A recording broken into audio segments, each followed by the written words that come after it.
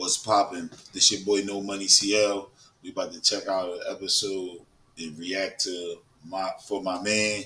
Yo, I be watching these Jones. I ain't never see this one. I just grabbed one, but these Jones be crazy. I don't know how these dudes be doing it, but they be getting these women to do some crazy stuff, man. We gonna check it out. And ladies, I hope y'all checking it out and y'all paying attention to the cap that these dudes be pulling off, so you don't end up like a lot of these girls, man, because they be going down bad. Let's roll. For my man. Make sure you got that drink, you got that smoke. Put your feet up. Let's go. On the dark side of Birmingham, Alabama, Ashley Jones's moral foundation was destined for destruction. You're in a housing projects community. There are a lot of folks that are there. They're low income, and a lot of times there is crime associated with that. So she has a lot of these things happening around her. In addition to the troubles outside the walls, there's plenty of evil lurking within her own family. Her father was very temperamental, and she didn't have any role models because both her parents had their own issues. They didn't resolve conflict through talking. They fought. According to Ashley, when she's not watching her mother suffer emotional trauma at the hands of her father, the girl, as well as her sister, fall victim to the tyrant's wrath. Get away from me. Her father once held her mother, and her sister at gunpoint, and he actually shot at a car that they were riding in. Just recklessly unloads firearm into the vehicle. So this definitely was detrimental. Despite the severity of now that's crazy. Like, I couldn't imagine. I could see where she ended up traumatized. That, like, daddy was a piece of crap. Imagine shooting at, not just shooting at the mother of your children, but the freaking your kids is in a car. That bullet could have easily hit one of them kids, man. Repeated actions. No charges are ever filed, as the couple chooses to live their tempestuous life under society's radar. They really didn't see bringing the law into it because it was just their way of life. Yeah. As Ashley grows up, the extreme conditions wreak havoc on the girl's psyche, manifesting into trust issues and leaving her with a jaded sense of right and wrong. I just thought it was extremely tragic for this young lady. She had no chance for a better life. She was doomed. Damn. It's tough enough to grow up and deal with the changing emotions and hormones and all of those things that are part of getting older and evolving. But to grow up in such a turbulent sort of environment, that will have a lasting, devastating effect on one's life. As time passes, Ashley's mom makes the decision to leave her husband behind and remarry. It got worse because the man who then came into the picture pretty much replaced what the old husband did, and you have Ashley who is continuing to see this destructive behavior. It started to affect her mental health. She would sometimes laugh to herself, talk to herself. She was paranoid. Her inability to fit in quickly makes her an outcast and causes the reclusive ninth grader to seek out a fatal solution to her problems. She was taking prescription medication to overdose. Once that didn't really work, she attempted to cut herself. That landed her in the office of the psych counselors who diagnosed her with chronic depression. For some people who cut themselves or try to attempt suicide in general, well, they may be trying to deal with some strong emotions, intense pressure, upsetting relationship problems. Sometimes it's something as simple as relief from bad feelings. Instead of being put on medication, she and her sister are shipped off to live with their grandparents, DeRoy and Mary Knowles, as well as her Aunt Millie, who also lives in the house. Her grandfather was very loving. He was a church man. They called him Deacon Knowles. He was a deacon in the church. Sometimes seeking a new living situation or environment may be exactly what the doctor ordered. However, that new situation might make us more vulnerable to being isolated and lonely. With her mental issues left to run rampant, the now 13-year-old walks through life scared and alone.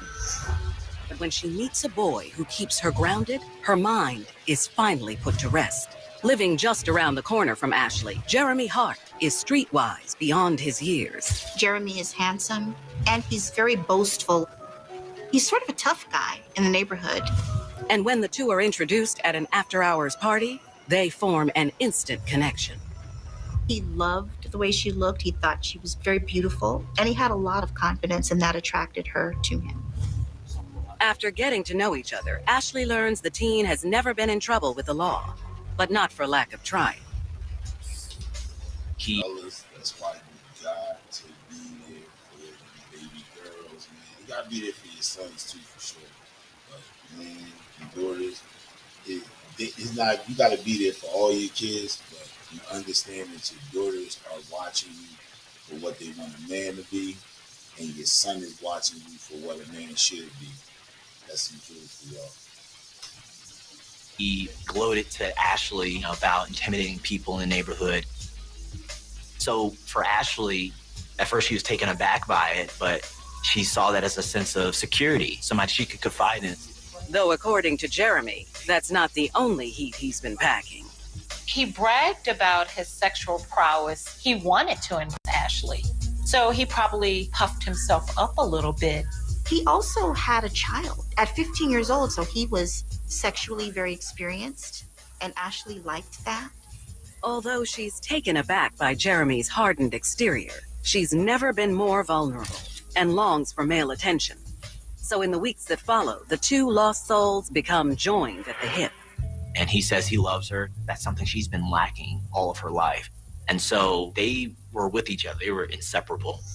Scientifically speaking, hormones do influence behaviors. So it's not at all atypical for a person who may not have the best character to appear to be attractive, moral, or even fun, especially to that young person going through those hormonal changes.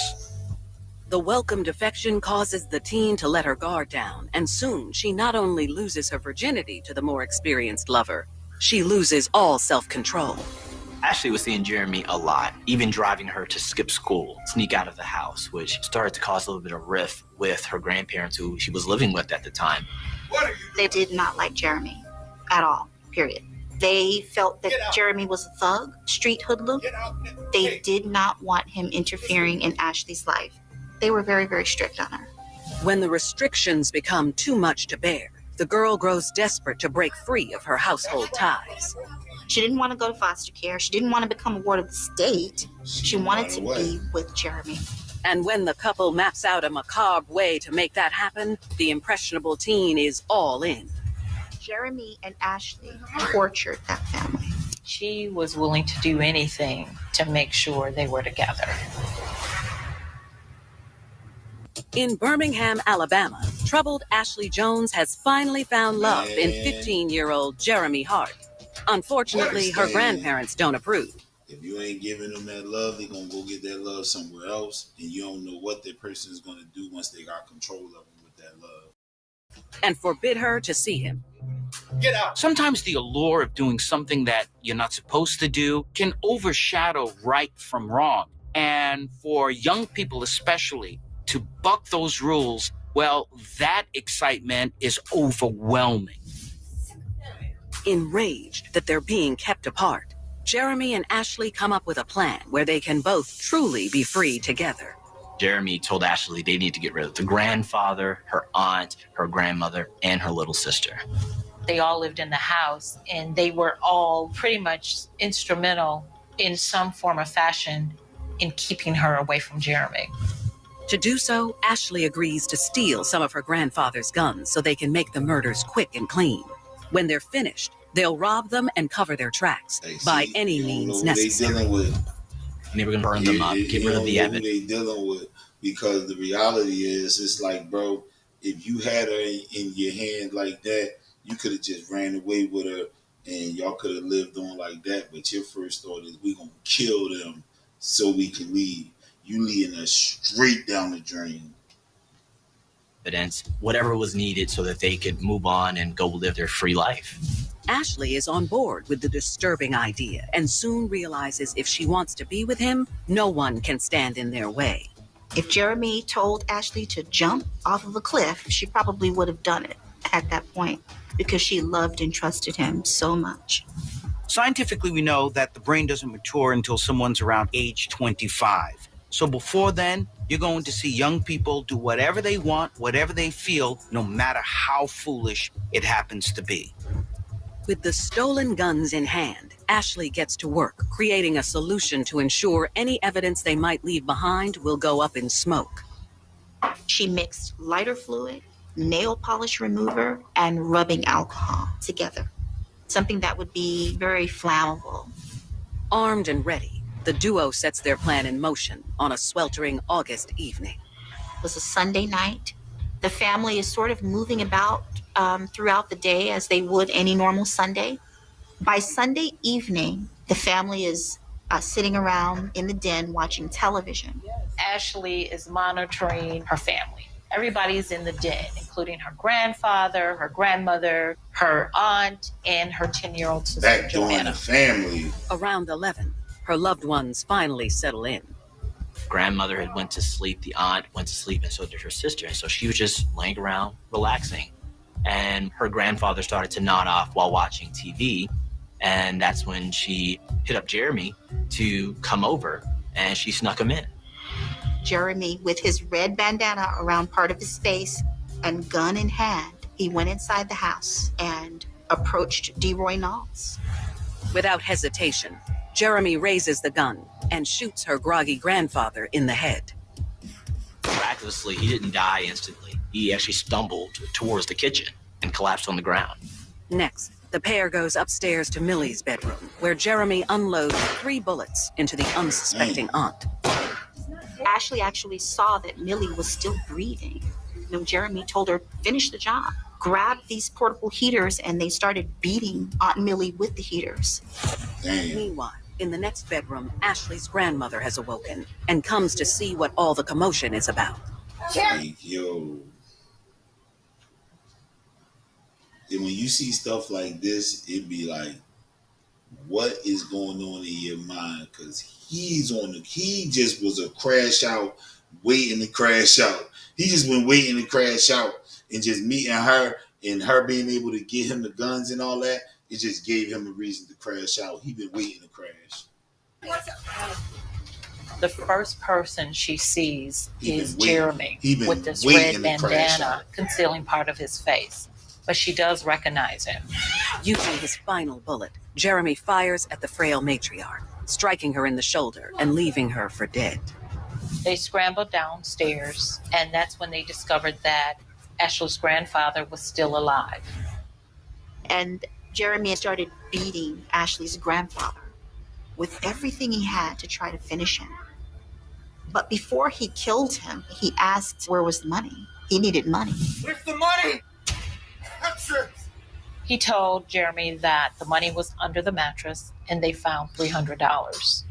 With loot in hand, the couple no longer has a use for DeRoy and decides to finish him off.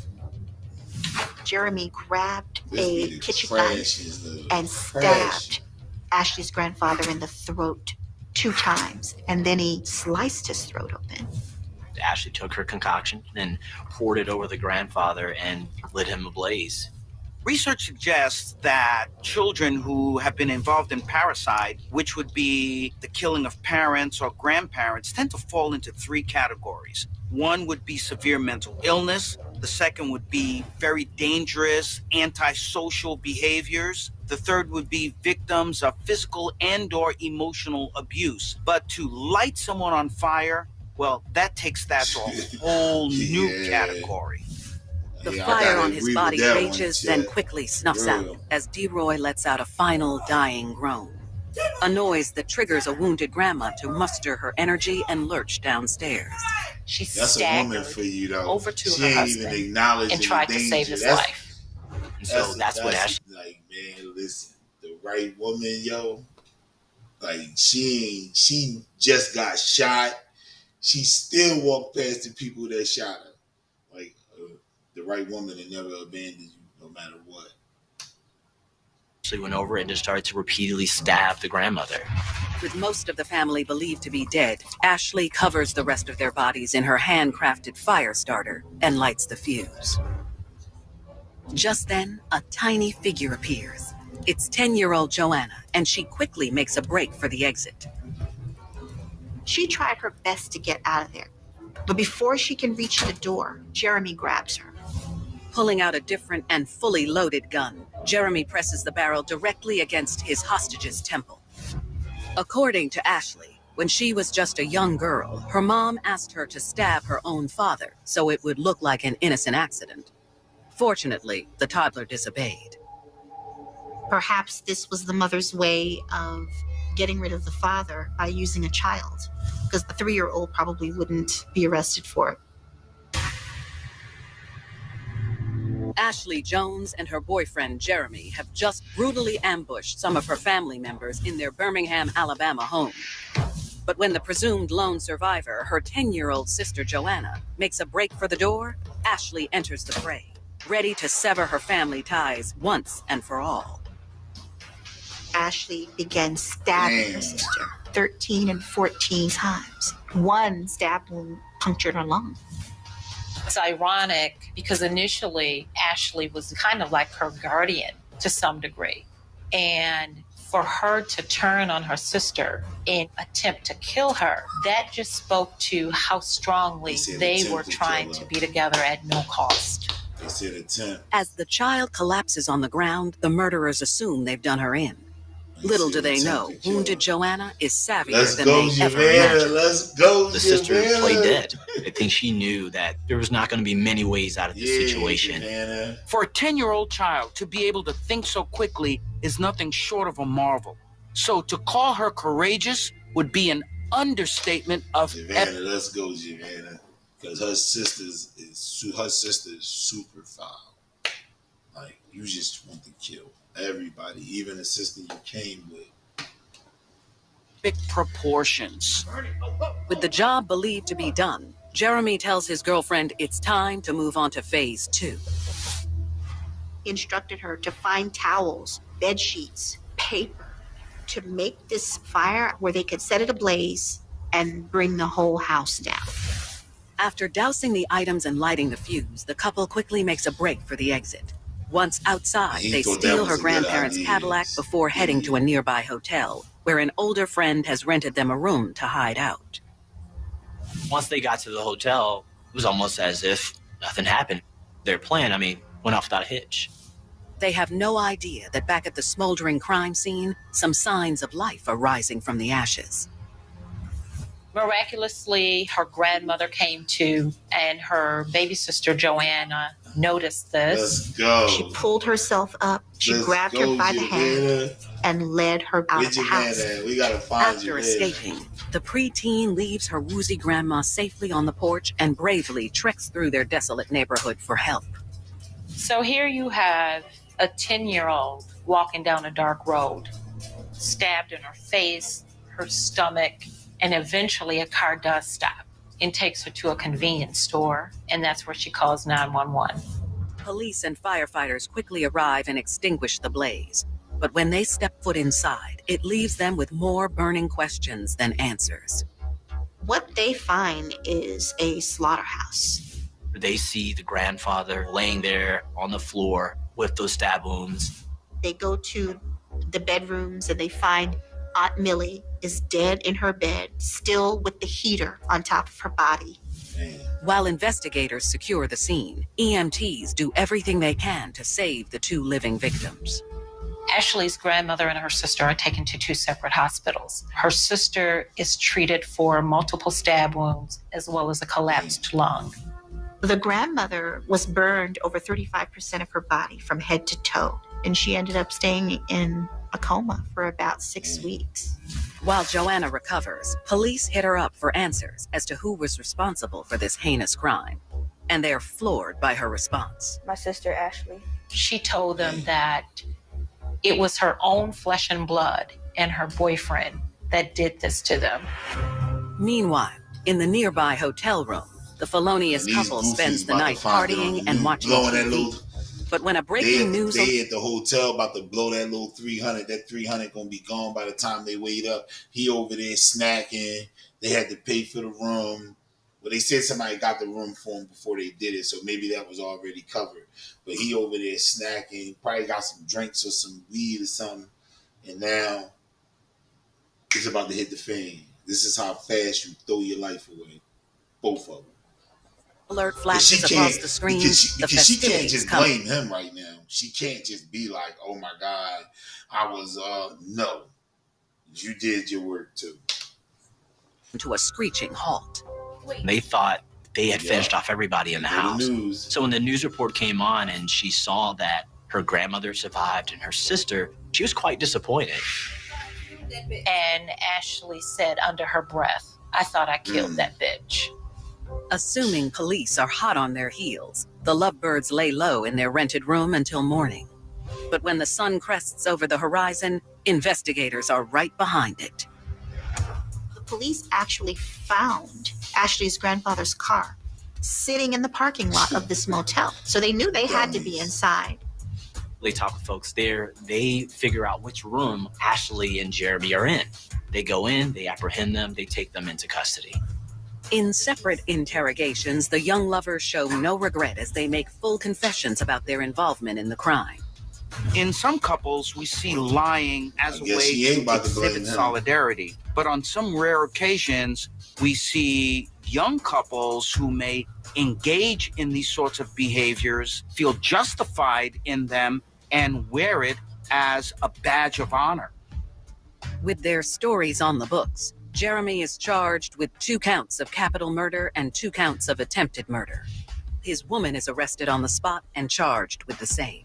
Before she was taken away, Ashley asked the detectives, before you go, you just tell Jeremy that I love him. To tell her boyfriend that she loved him.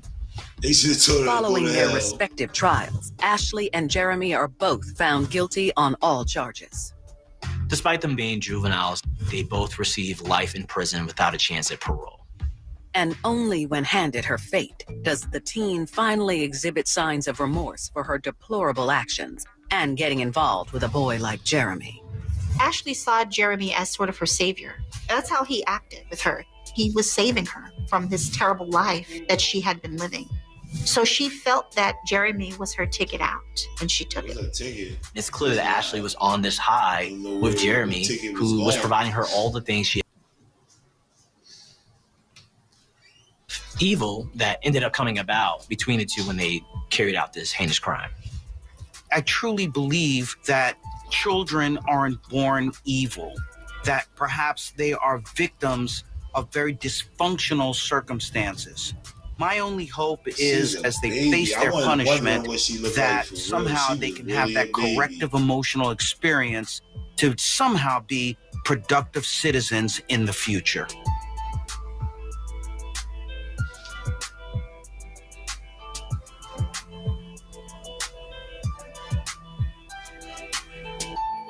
Ashley's future crashed and burned when she let the boy of her dreams rake her through the coals.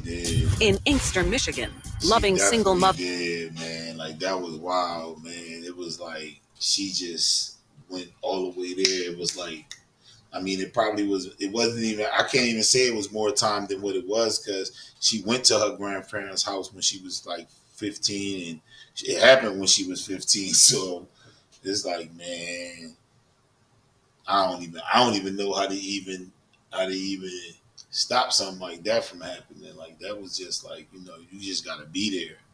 You know what I mean? And pay attention and make sure they know that they loved, because obviously she didn't know, man. This your boy, No Money CL, man. We just checked this joint out, man. Ashley Jones and her boyfriend. That was a wild case, man. Stay tuned, stay tapped in, man. Make sure you follow and subscribe, man. I'm gonna be dropping these joints like that, man. And I'll catch y'all later, man. Holla.